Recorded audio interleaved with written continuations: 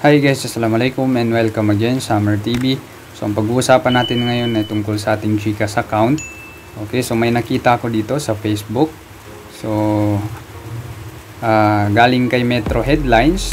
Okay, so as you can see, ito yung kanyang GCash account. So ayan, merong mga unauthorized transactions sa kanyang GCash account. Okay, so ayan, 1,000, 1,000, 1,000. So bigla na lang nagsisend ng 1,000 yung kanyang GCash account. Dun sa kanyang transaction histories, makikita siya dun. So hindi naman niya ginagalaw yung kanyang GCash account. So bigla na lang. So ito yung number ng pinadalhan niya, yung 937. Okay. So katakataka na nagsisend ng pera yung kanyang GCash account na hindi naman niya ginagalaw. Okay. So it possible talaga na na-hack yung kanyang GCash account. Okay. So ano ba yung dapat gawin pag ganito, guys? So unang-una is ito, lagi ko tong sinasabi sa inyo, guys, na pag may pera kayo sa GCash account, for example 10,000 plus, so much better na i-transfer nyo sa bank account kasi mas safe talaga pag sa bank account compare sa mga e-wallet like GCash. Okay? So okay lang maglagay kayo ng mga 1,500. So okay pa yun, at least maliit naman siya compare dun sa 10,000 na nawawala sa inyo. So sayang yung pera nyo.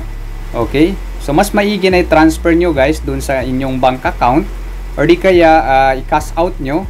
Okay? So para hindi mawala yung pera nyo. Okay? So yung mga links, guys, na pinapasa sa inyo, for example nakatag yung mga links. Okay, so wag nyo pipindutin yun, guys, kasi it possible na mapasok ng hackers yung cellphone nyo and then magagamit nila yung one time pin or di kayo MPIN nyo. So ma-generate nila yung MPIN nyo, guys. So possible talaga na ma-hack yung GCash account nyo. So mawawala yung pera nyo. Okay, so katulad ng nangyari sa kanya, ayan, bigla-bigla na lang nababawasan yung kanyang available balance sa kanyang GCash account. Okay? So, I recommend na i-cash out nyo or di kaya i-transfer nyo sa bank account yung pera nyo sa GCash. Kasi actually yung GCash talaga is hindi pa siya gaano talaga secured compare sa mga bank account. Okay? So, ayan. So, ngayon, guys, is for example, hindi gumagana yung GCash app nyo. For example, ganyan yung makikita nyo. So gawin nyo tong steps na to. Okay, so punta kayo sa settings.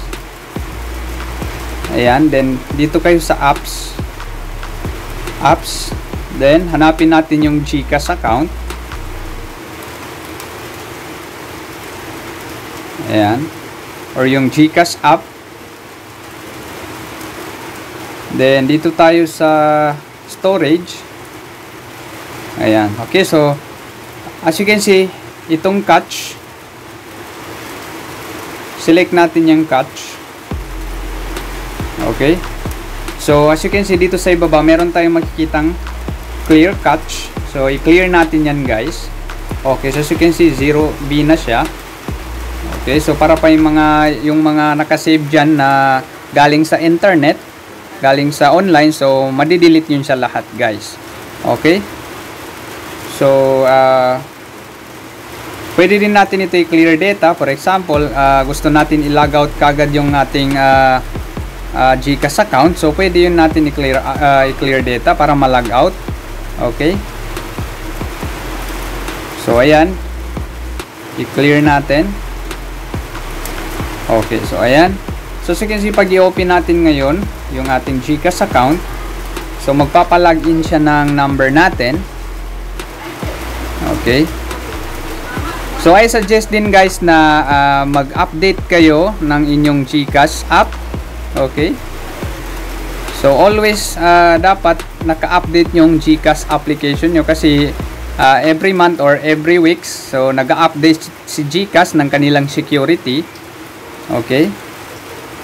Ayan. Okay. So ngayon ilalagay natin yung ating number. So ilalagay lang natin dyan.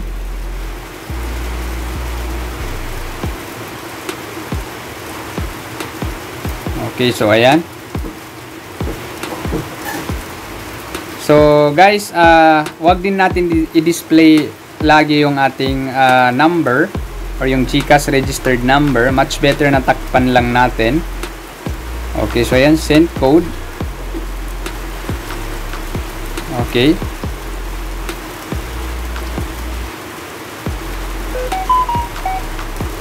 So pag mag-login kayo guys, tapos hindi gagana, so ganun lang yung gawin nyo.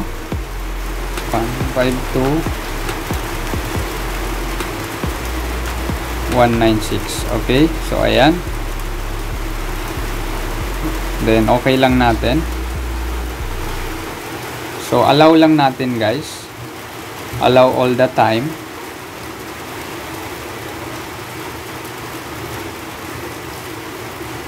Okay. So meron din authentication. Ayan.